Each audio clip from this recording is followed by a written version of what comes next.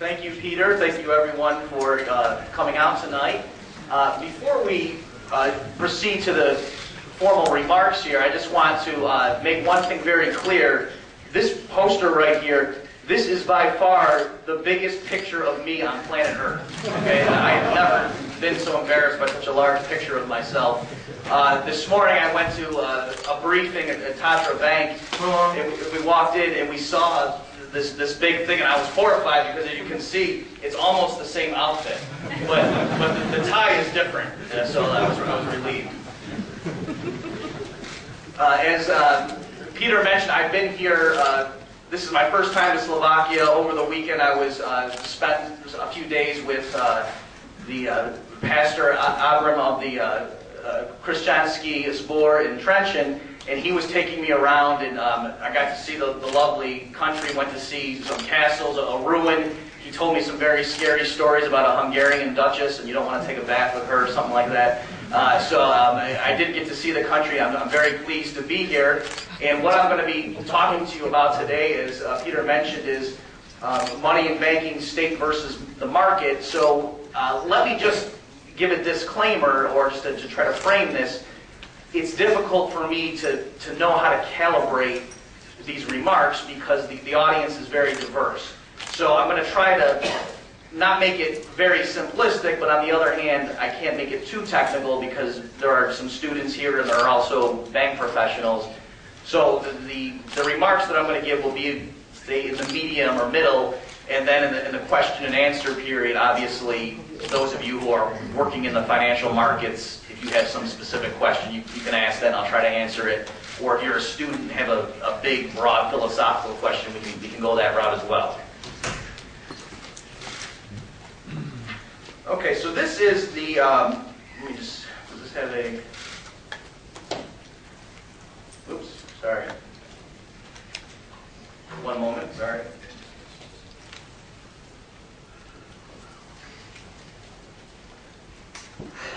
Yep, I pressed the wrong button. And the computer's in Slovakian, so okay.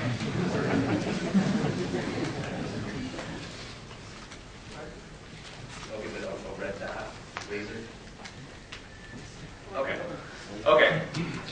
I guess the NATO doesn't allow you guys to have lasers in Slovakia, so. Okay, so this is a rough outline of what I'm going to go over. So you can see the beginning. I'm just going to give you a quick introduction to what's called Austrian economics. I think a lot of you here know what that is, but I just want to make sure. The next major part, I'm going to go over the market origin of money to show, because a lot of people believe that that the state or the government invented money and then gives us money, and that if we didn't have the government providing this essential service, then we would be reduced to barter. So I'm going to show you that actually that's not correct. The third thing I'll just go over quickly, the Austrian economists and how they provided the theoretical understanding of the valuation of money. The fourth thing we'll go over is very quickly just banking from a very theoretical perspective and the functions that banking serves. The fifth section, I'll go over major government interventions into the banking and monetary arenas. And then finally, I'll go over what many Austrian economists think are the negative consequences of those interventions. So this is just an outline of the formal prepared remarks I'm going to give you guys tonight. So first of all, let's just be sure everyone in the room understands what do we mean by Austrian economics. So it's the name of a school of thought. The reason for the term, of course, is historically the pioneers in this area happen to be from Austria. But nowadays, ironically, when we speak of the Austrian School of Economics, it's actually centered in the United States. That's where most of the professionally placed economists who refer themselves as believers in the Austrian school, that's where they are. Even Europeans who want to become steeped in to learn Austrian economics, they travel to the United States. And ironically, they go to Auburn, Alabama, which is the last thing in the world, you know, the furthest thing on earth from Vienna that you could possibly imagine. But that's where there's the Ludwig von Mises Institute, of which I'm a member, and a faculty member, and I'm associated with that. So historically, the Austrian school started with Karl Menger. He was an economist. He wrote the Grundsatz, which we translate as Principles of Economics. And Menger is famous because even among mainstream economists in the history of economic thought, Menger is credited with being one of the three people to discover what's called subjective marginal utility theory. Right? So in terms of the evolution of economic thought, before the 1870s, it was the classical economists, people like Adam Smith, David Ricardo, and so forth. And they had many insights in terms of free trade and understanding how market economies work and so forth. But they had one critical flaw, one shortcoming in their system, and that was because they believed in a cost theory of value or a labor theory of value. So some of you may be surprised to hear this, but actually Karl Marx, when he came up with his own system, he borrowed the labor theory of value from Adam Smith. Right? So Marxism did not invent the labor theory of value. Actually, classical, what we think of as sort of free market economics based on capitalism, Adam Smith and the other developers of those doctrines believed in a labor theory of value, and they had different varieties of it. So it was Karl Menger and then two other economists, William Stanley Jevons and Leon Walras, in the early 1870s that overturned the labor theory of value and ushered in the modern approach, which is we call subjective marginal utility theory. So for tonight's lecture, we don't need to go over the distinctions between those two things. We'll just move on, but I just want to point out historically the significance of Karl Menger. Also, just it's of interest, the emperor at the time picked Menger to be the tutor to his son in financial matters. So I mean, just to show you the repute that Menger had at the time. Eugen von Bombaberg was a pupil of Menger, who was like the second generation, if you will, and he developed Austrian insights in capital theory and interest theory, and also, as you can guess from his place on the currency, he was also the finance minister for a period and was considered to be a very competent one. And later scholars say that had Bombaberg been able to just focus on academic matters, he probably would have produced even more. It's just he was dividing his responsibilities between pure theory and affairs of state. Ludwig von Mises is, of course, the person after whom the Mises Institute in the United States is named. And he made many contributions to economic theory and history. Some of his most notable contributions, he had a very important critique of socialism. So for those of you who have studied the history of economic thought, there was this thing called the socialist calculation debate in the 1920s and 30s. And Mises was fired one of the earliest shots in that great exchange, if you will. He also developed a theory of money prices and of business cycles that I'll talk a little bit about later on tonight.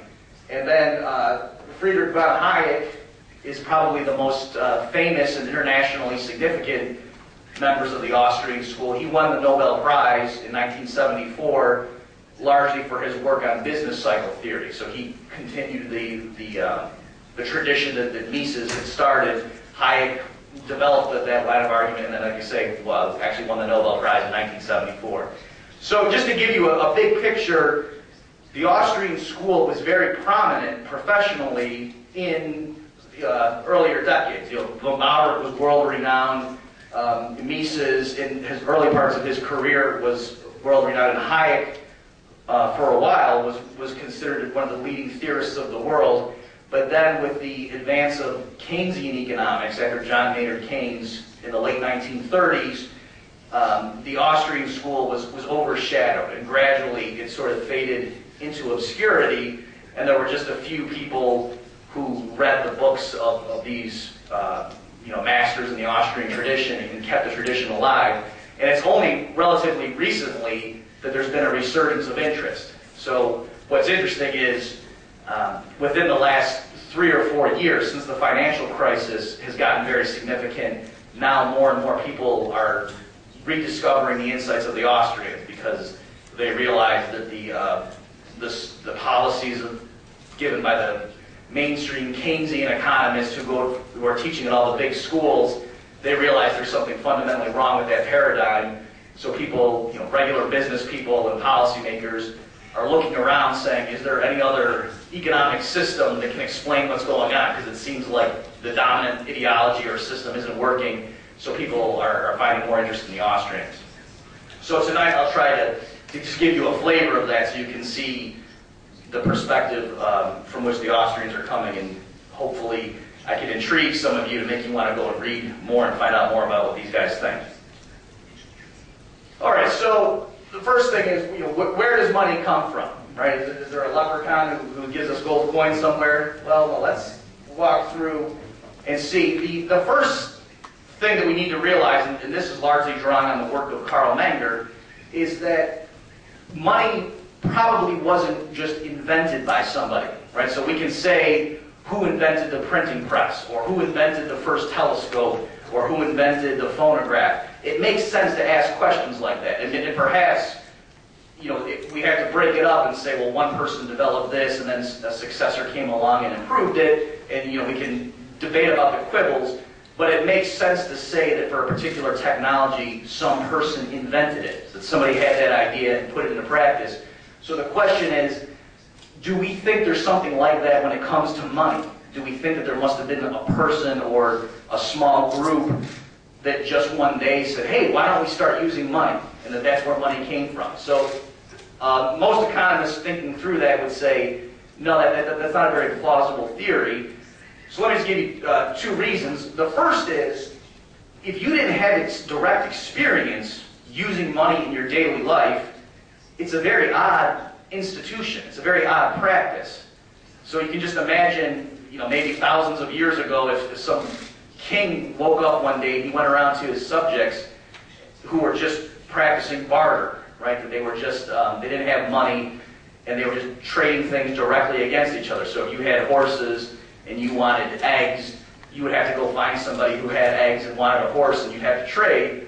And you can imagine the king saying to them, oh, hey, and he picks up some shells off the ground that nobody cares about, and he says, instead of you giving your horses up for the eggs, why don't you just give it up for these shells? They're useless. And the people would think that was odd, and he'd say, no, go ahead and do it, because I'll tell these guys with the eggs to do the same thing.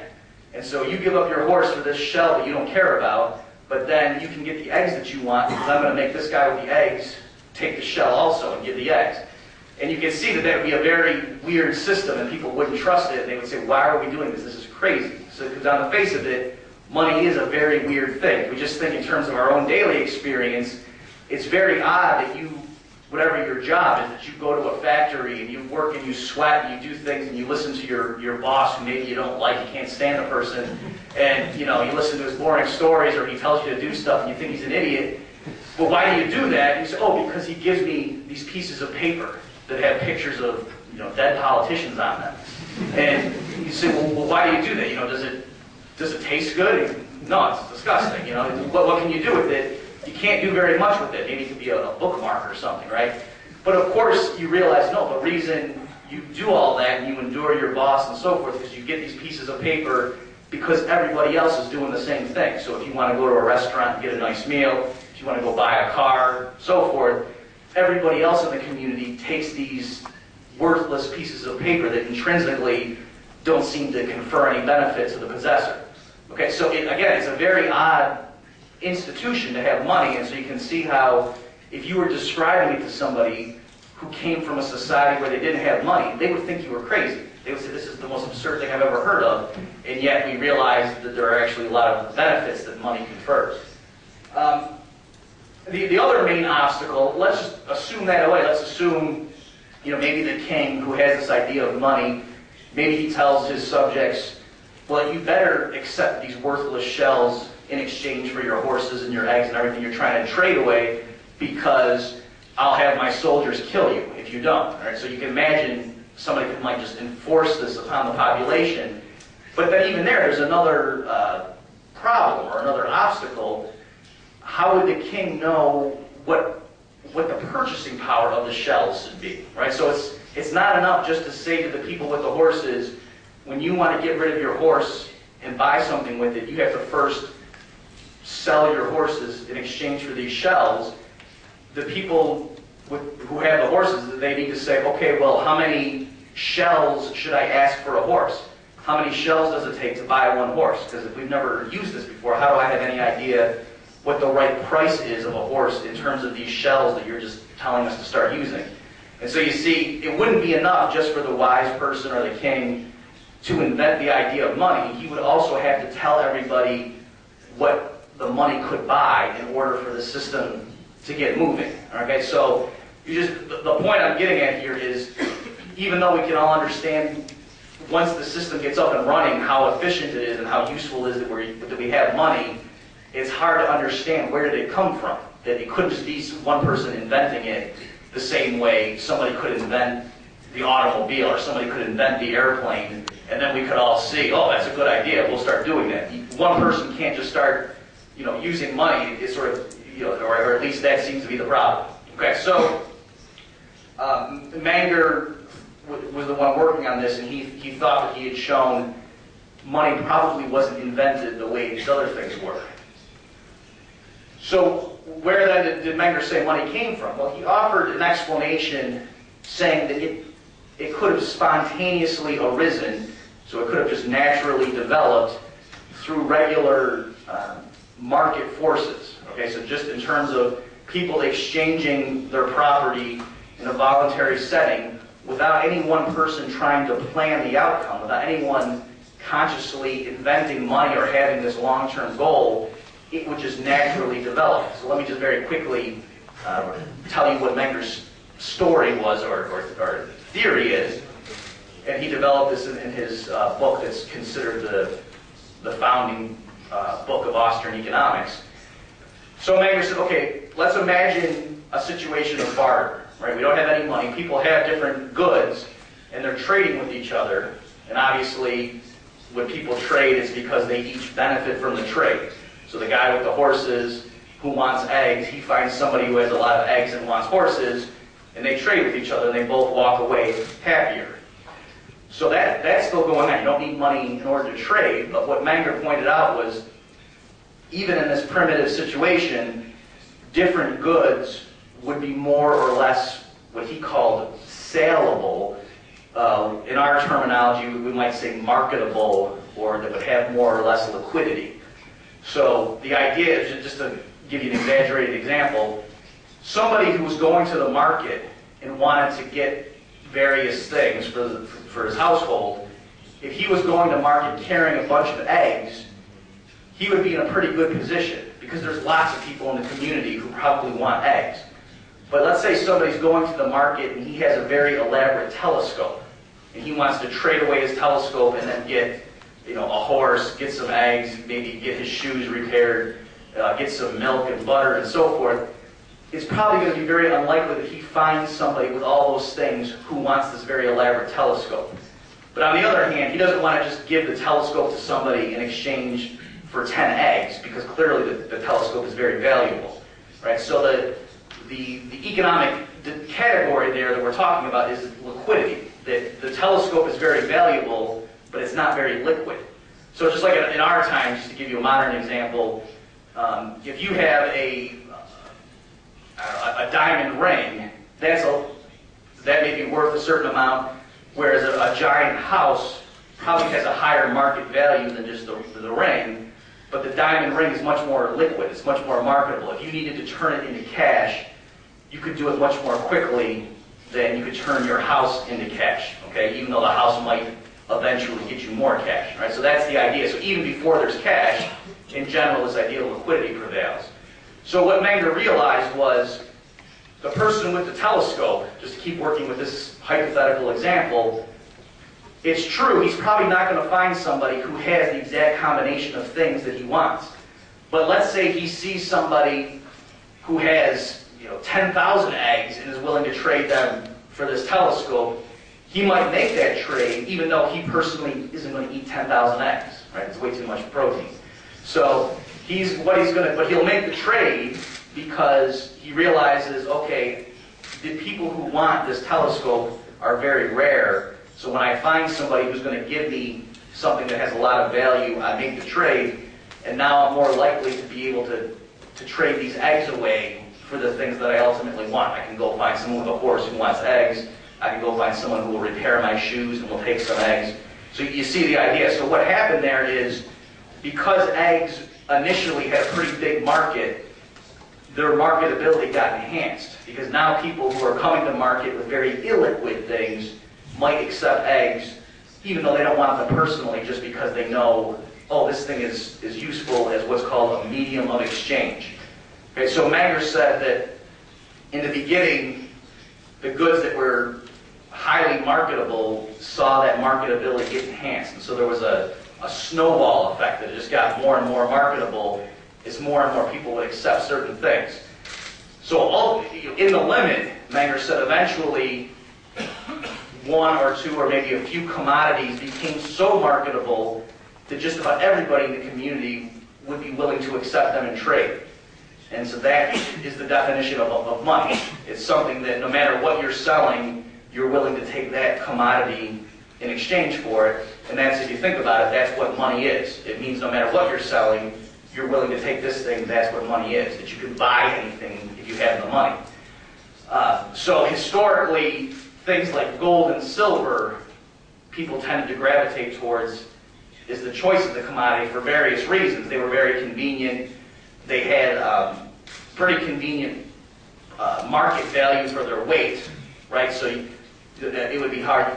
Bronze wouldn't be a very good money because it wasn't very valuable. And so in order to buy a bunch of horses, you would need a lot of bronze, whereas you wouldn't need as much gold. Okay, so in terms of just facilitating transactions, that's why gold was more valuable. But on the other hand, something like platinum, which was even rarer than gold, that was too scarce, right? That you would have to carry very small quantities of it to make general purchases. And so that's why gold and silver, that was one reason they tended to be used as money. Some of their other properties are that they're very durable, right? So it's you don't have to worry about keeping your gold over several years. It will maintain its physical composition. The other thing was they're easily divisible. Okay, so if you came to a transaction and you had a pound of gold or a kilogram of gold, and what you were buying only really required 0.8 kilograms, you could just cut it or somehow divide it and give it to the person and keep the rest. Whereas in some communities, if they were using cattle as their money, and that did happen historically, well, you don't want to do 0.8 of a cow, right? You see the problem? So these were reasons. I'm just giving you reasons for why historically people tend to use gold and silver as the market's commodity money. Okay, so now that we have a general idea of where did money come from, how do economists explain, again at a sort of theoretical, big picture level, the value of money? So let me first just explain to you the difficulties of this, because ultimately what I'm going to do, just to prepare you, I want to show you how Ludwig von Mises came up with a clever solution. But in order to appreciate what his own contribution was, you need to understand what was tripping up the economists who came before him. So if you remember, as I said, Menger, Jevons, and Walras, in the early 1870s, by that point, they had already developed what we now call subjective marginal utility theory.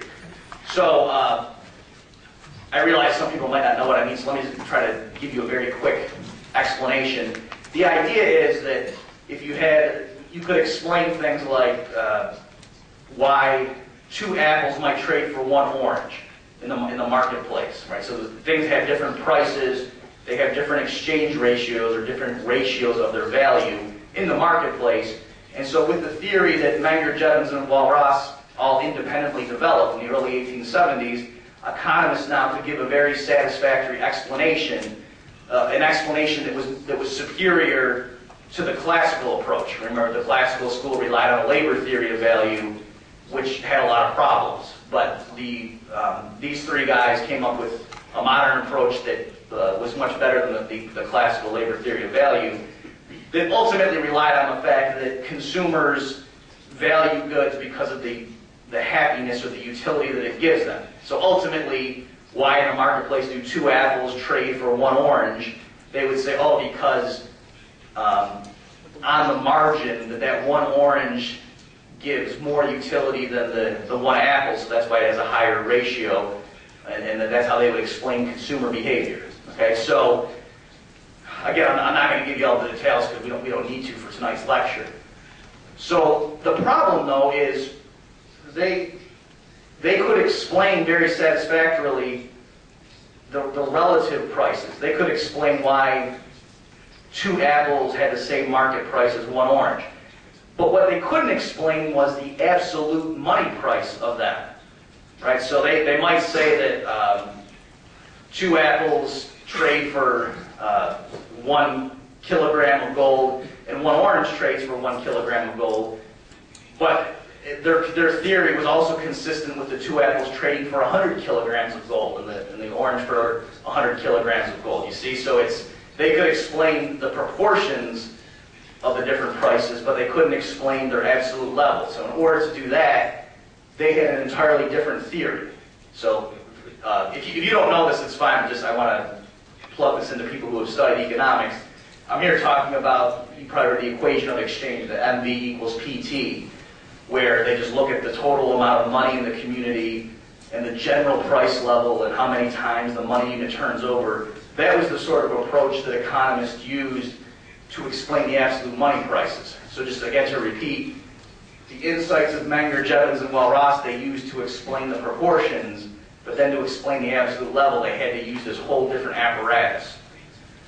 So you might say, well, why did they do that? Why didn't they just take this marginal utility theory that Menger and Jevons and Walras had developed and just apply it to the money commodity? So if we know that 2 apples trades for 1 orange because people ultimately get more utility from the orange than they do from 1 apple, and so that's why you need to have more apples for an orange, and that's the way you explain oranges against apples.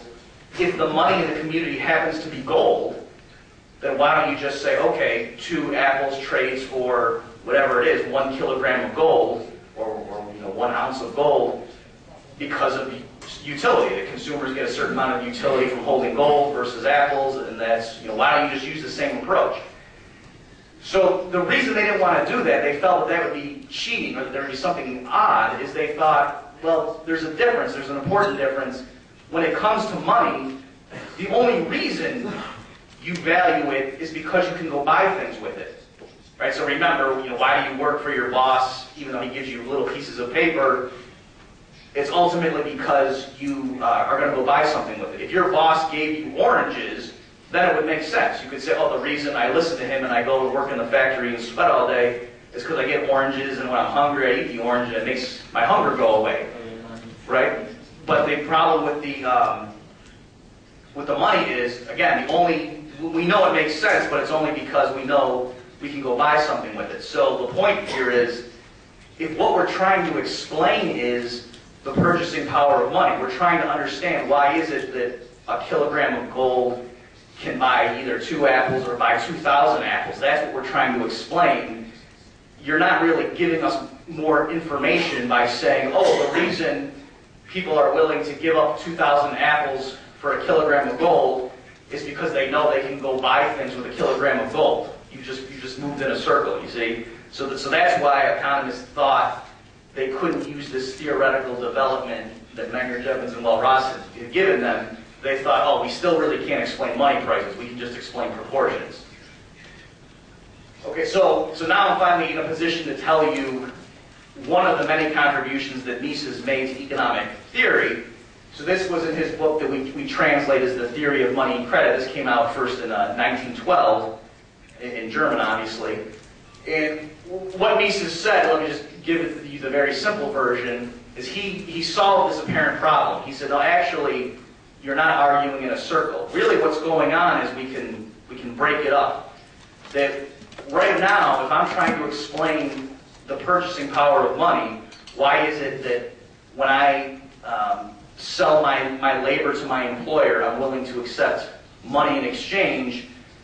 The reason I'm willing to do that is because I have the expectation that in the future, that money will be able to buy things. Okay, so I'm actually not arguing in a circle.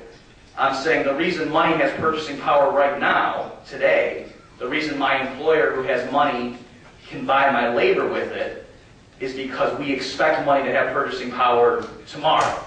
Okay, so I'm not moving in a circle, there's a breakup. And then the reason, if you say, okay, but why do I have that expectation? It's because yesterday I looked around and I saw that people were trading things for money, and I realized, oh, I live in a community where people buy and sell things for these pieces of paper. So we've gotten out of a circular argument that the reason today money has purchasing power is that the people accepting it believe that it will have purchasing power tomorrow, and they form those expectations based on their observation of yesterday. Okay, so we're not going in a circle.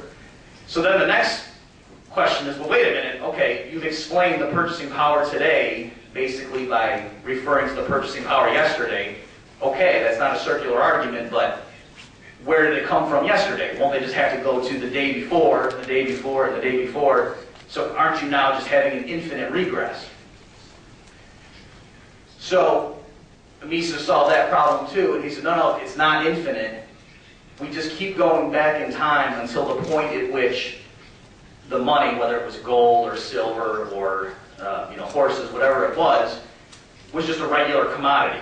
Because remember, Carl Menger has shown us how we can start from a situation of barter where everyone just has commodities that are valued for their own direct uses, and he showed how one of them could emerge as money. And so now Mises is saying, from our vantage point today, I can show you theoretically where the purchasing power comes from based on our experience of yesterday and the day before and so on. So now we can just logically trace that back, and we get to stop. The explanation stops once we're back in a time before there was money. Okay, so that's what Mises did. So again, just to reiterate, make sure you catch the big idea here. He solved this theoretical problem and gave a unified explanation of all prices in the economy. So he showed that the subjective marginal revolution could explain all prices, not just the prices of real goods, but also money prices. Okay, let me now just talk a little bit about banking. And this, you probably can't read it. The legend there says loan shark. So in the United States, in English, the term loan shark is a pejorative term for somebody usually who works for the mafia that lends people money at very high rates of interest. So they're called the loan shark. So this is, I'm just trying to show here that the popular distrust of bankers. But despite that popular distrust, there's actually, economists will say there's two very important social functions that banking serves. So the first is that banking can be a warehouse, right? So it can be a place where you physically store your money just for safekeeping.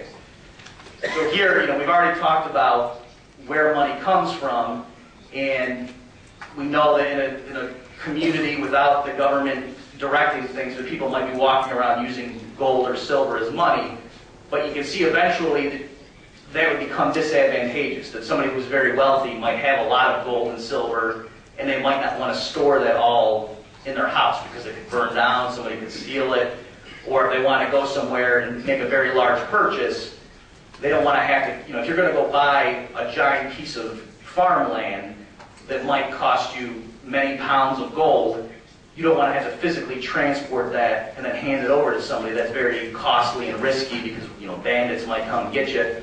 So the first function of banking is just to be a central, safe place where people can store their money, where there's vaults and guards with guns and so forth.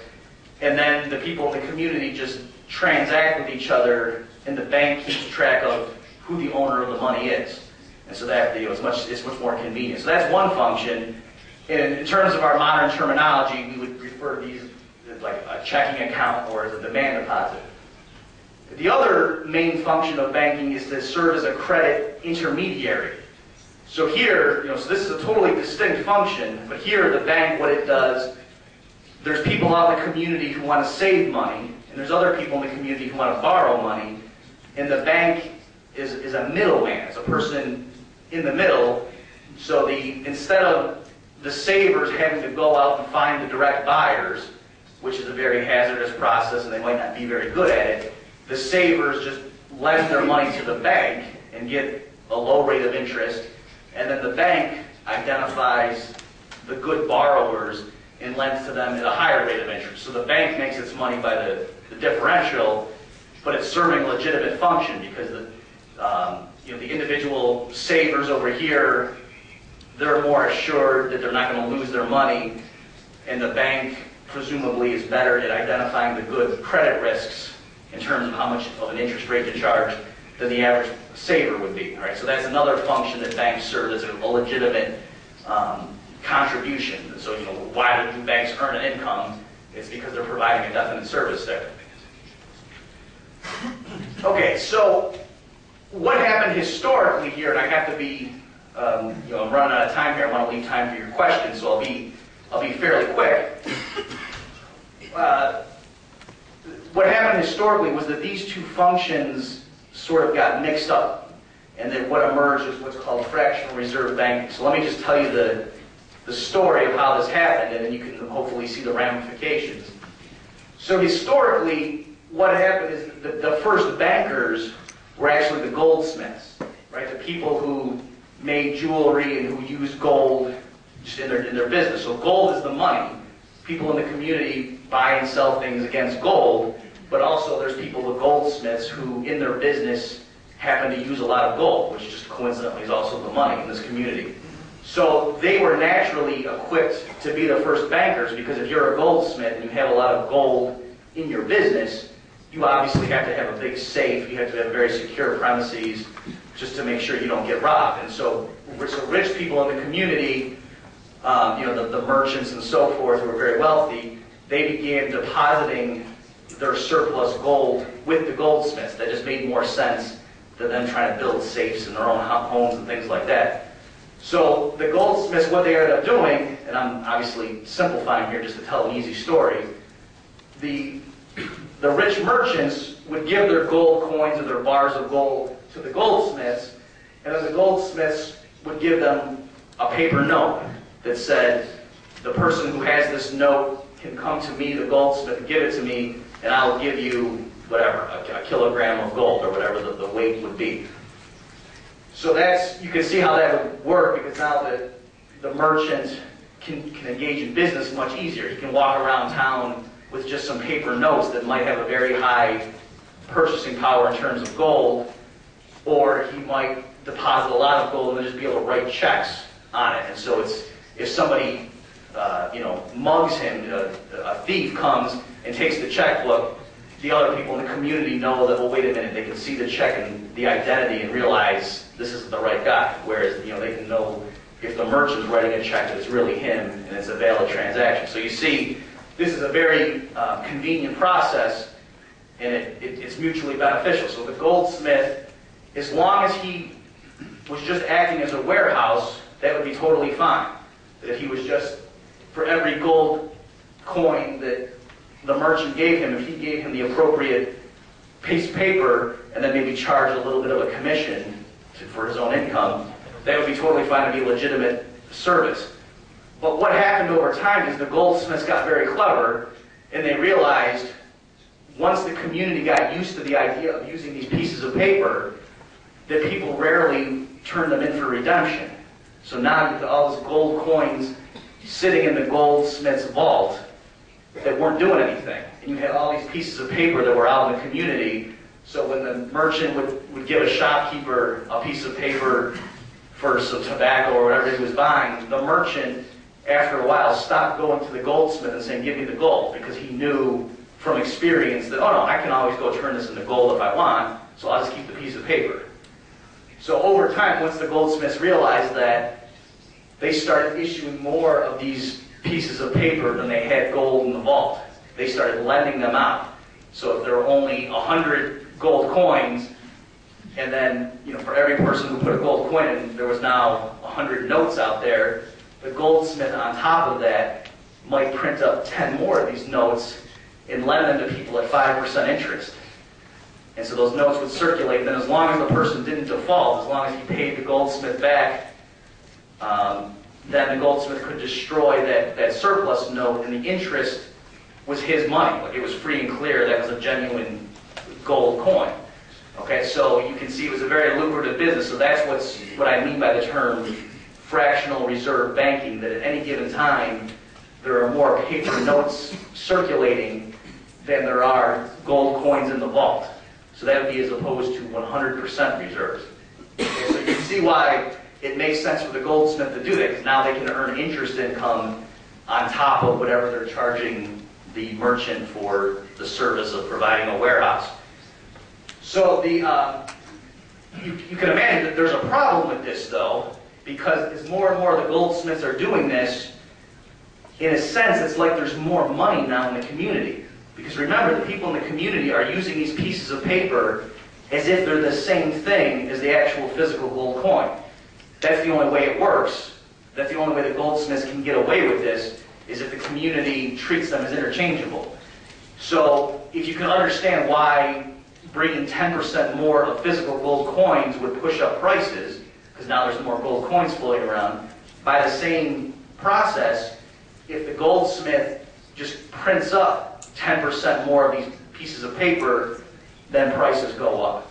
And so now we start to see, at least what many Austrians view as the source of boom-bust cycles historically, that when the goldsmiths and then later on the developed commercial banks engaging in this process of fractional reserve banking, where they issue more loans than they can actually redeem, that increases the quantity of money in society, that pushes up prices, and it gives this illusion of prosperity, that people feel wealthier, they feel like credit's very easy.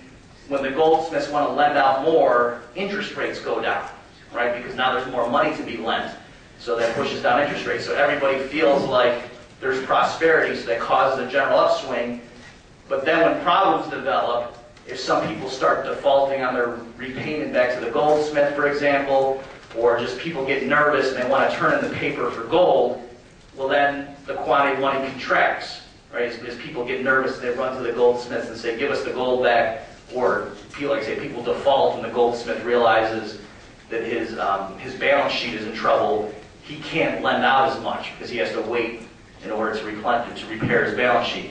So you can see how if the easy credit pushes down interest rates, prices rise, merchants start feeling very wealthy, they hire more people, there's this general upswing. When the opposite happens, it's depression, right? That the money supply contracts, prices collapse, merchants see a collapse in demand for their product, and the goldsmiths, the bankers are in trouble. Okay, so this is the process. But what you need to realize is, if the government didn't get involved, there's actually an inbuilt mechanism by which the market would police this, or would regulate it.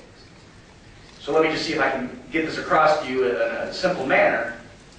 So let's just say that the goldsmith on the left, let's assume that he's very aggressive, that he prints up a lot of these paper notes, whereas the other goldsmiths in town are much more conservative. That the ratio of the paper notes floating around compared to how much coins they have in the vault is much higher for these people on the right. So maybe they have 99% reserves, but this person over here only has 50% reserves, that he's printed up twice as many paper tickets as he has coins in the vault to back them up.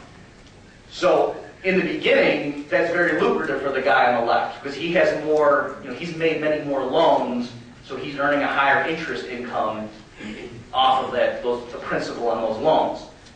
But if he's too aggressive, it can come back and ruin him, because remember, these notes, they're issued by distinct goldsmiths, or in reality, distinct commercial banks. Okay, so historically, banknotes were issued by individual companies, right? That you would have a banknote issued by one bank saying the bearer of this can turn it to this particular bank and get a certain amount of gold or silver coin, and then another paper note issued by a competitor bank saying the bearer of this note can turn it in and we will give you a certain amount of gold or silver. So you see, there wasn't just a uniform piece of paper that people thought was money. There were different notes issued by competing banks.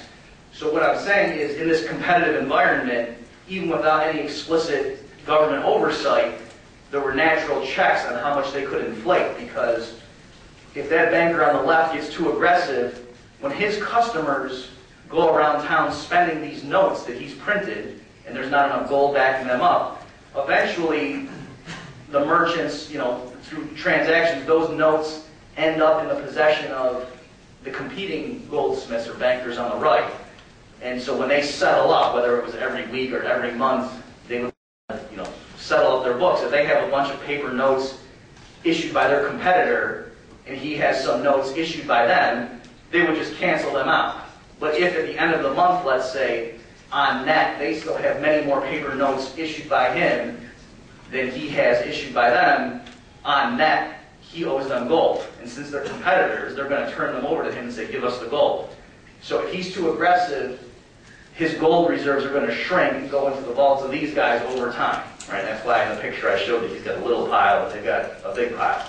Right? So my point is, even though on the surface it sounds crazy, it sounds reckless to say, what if these bankers could just do whatever they wanted and print up notes without any government oversight?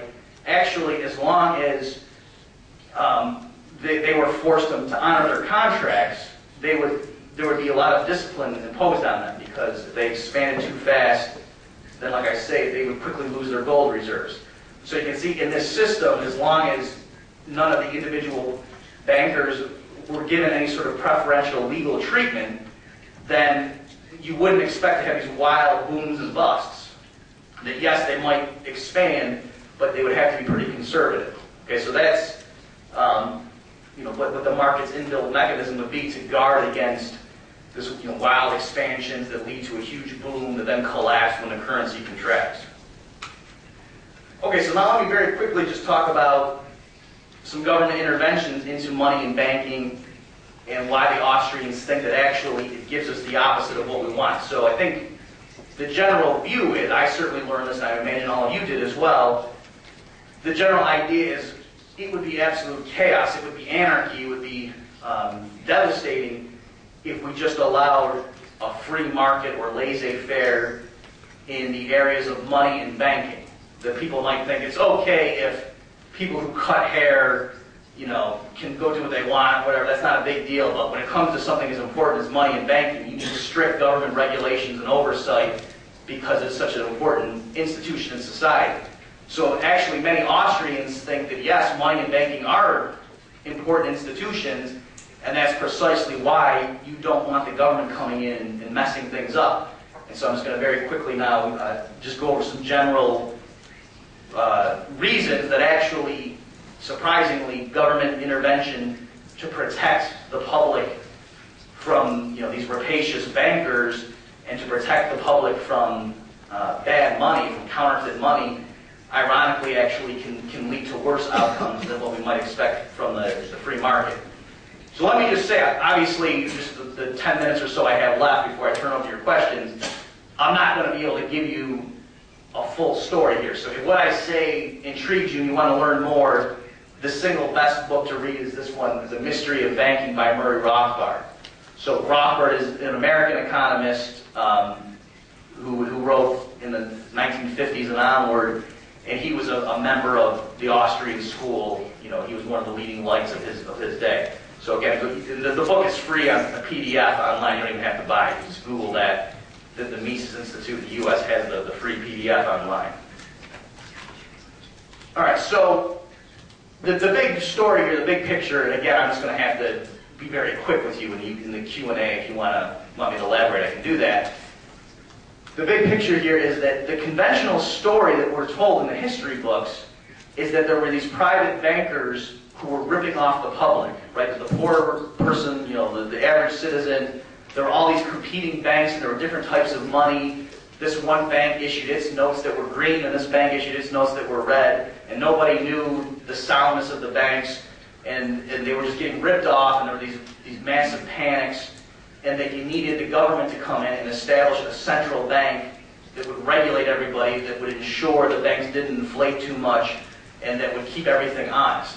Right? So that's the story that would also would mitigate these wild business cycles that the free market was allegedly producing. So that's the story that you learn in the history books, so a lot of the modern Austrians think that, no, that's exactly backwards. That's the opposite of what happened. We've already seen that in a genuinely free market, as long as the banks had to follow their contractual obligations, if any one bank expanded too aggressively, the redemption calls would eventually make it go out of business. It would go bankrupt, right? So that would be a natural inbuilt check on any one bank expanding too quickly. So what the institution of central banks does is it allows the banks to all inflate simultaneously. It knocks down these constraints. And if you think about it, the function, the textbook function of a central bank is to be a lender of last resort. So in the context of the story I've been telling you, that takes away that constraint, because now the bank knows if I get in trouble and a lot of people show up and turn over my paper tickets and say, give me the gold, I can go to the central bank and say, I'm in trouble, I'm illiquid, give me a loan of some gold. And if the central bank obliges them, then the bank gets through that crisis. Okay, so because remember, from the individual bank's point of view, the constraint on lending was not an issue of solvency, right? That presumably the banker who prints up a lot of notes is trying to make smart loans. He's not just throwing the money around recklessly. He's making loans he thinks will be paid back. The constraint was liquidity. The constraint was if people show up and want their gold back, well, I still have those loans out, I'm dead.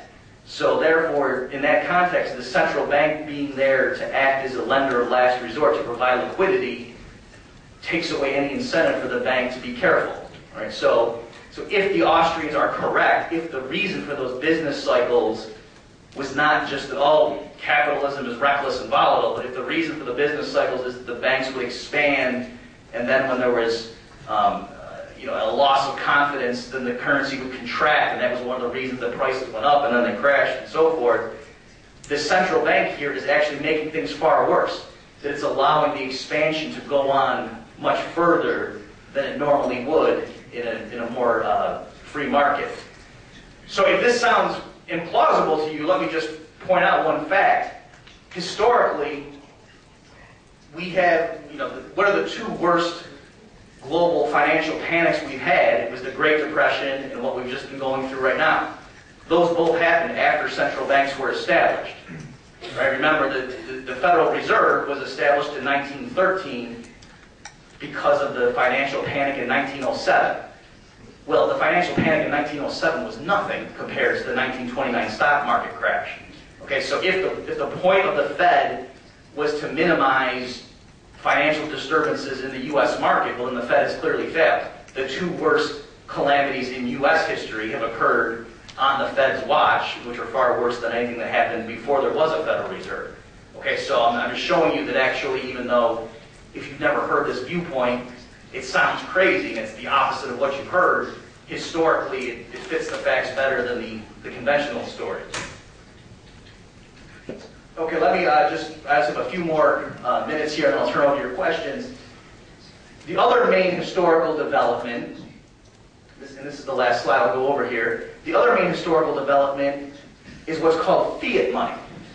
So remember, if we just let the market produce the money, which again to many people sounds insane, like you're just going to let business people create the money, that sounds crazy, but we've seen how it would emerge, it would be a commodity, probably in modern times it would be gold or silver.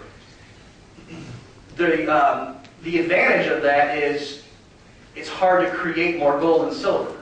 Whereas with fiat money, what happened historically is there's a gradual process. First, the governments, when they established central banks, they typically would give a monopoly of note issue to the central bank.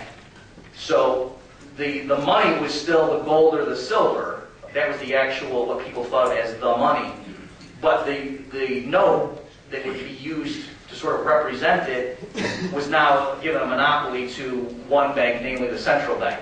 Right? So in the United States, for example, individual banks could no longer issue notes. That the bank of John Smith couldn't be issuing paper claiming to give you gold, and the bank of William James couldn't do the same thing. It was just now the U.S. Treasury, in conjunction with the Federal Reserve, would issue dollars.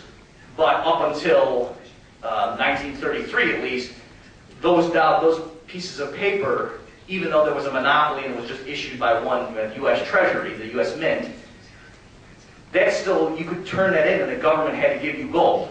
And it was the same thing before World War I with all the major powers. You know, the Bank of England had a monopoly on making pounds, British pounds, pound sterling, but you could turn that in to get a definite weight of gold. And the same thing with francs in France and marks in Germany and so forth. That's what the classical gold standard was. You had these national currencies that had a monopoly issuer, but the governments all pledged to redeem it for a fixed weight of gold.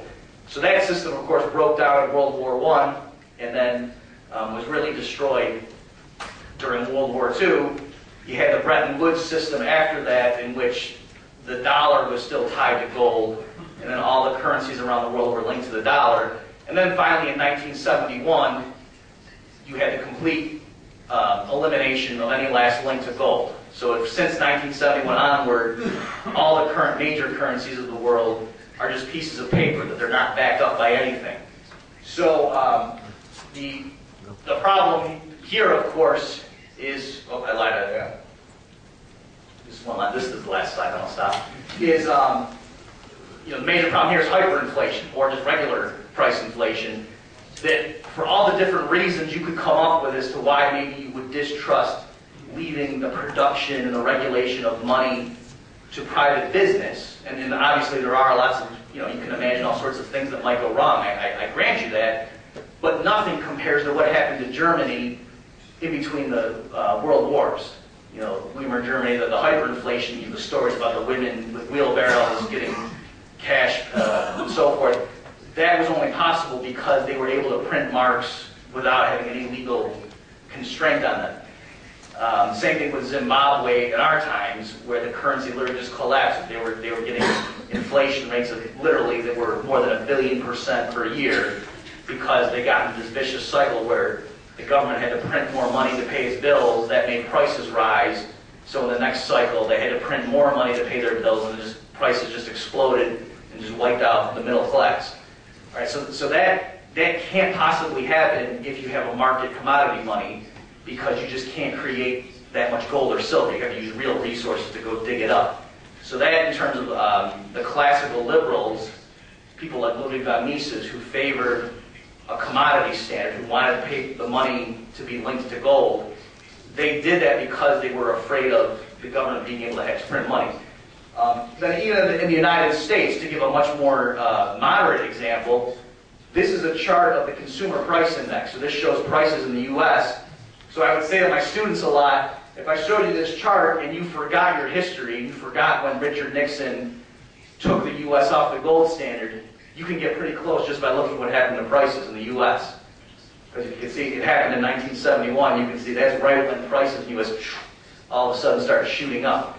So that's not a coincidence. Once the Federal Reserve had that last handcuff taken off, and the only thing constraining the Federal Reserve was the public getting mad if there was too much inflation, you can see inflation was a lot higher than it had been before, when the U.S. dollar was technically tied to gold. Okay, so I will. So thank you for your attention. I'll stop there. I guess we'll go over there and answer your questions.